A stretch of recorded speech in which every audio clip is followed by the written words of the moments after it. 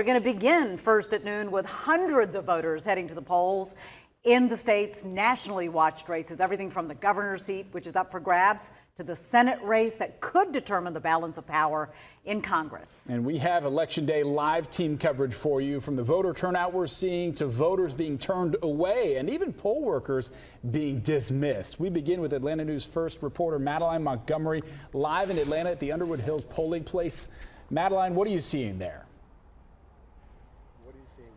Out here, really a lot of action, to be honest. It's been so busy. This parking lot is completely full. We've seen a steady stream of people going in and out of this polling place, but everyone here really hasn't had any issues as far as they've spoken to us about.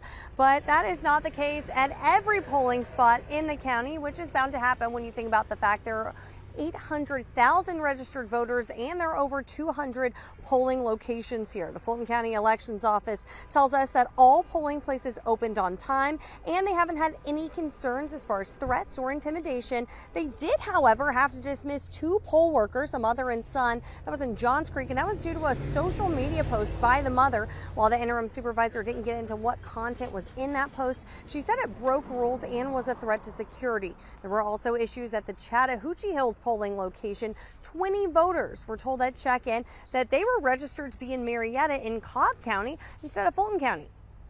Offered provisional ballots. We are still investigating that matter to see if it's an issue with the poll pad equipment, but it's under investigation. But there is a paper backup list that the poll manager is able to use and is used a lot.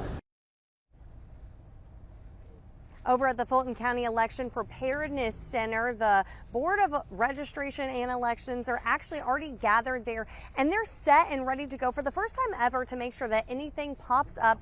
They are ready to not only come up with solutions, but just be a listening ear. Reporting live in Fulton County, I'm Madeline Montgomery, Atlanta News First.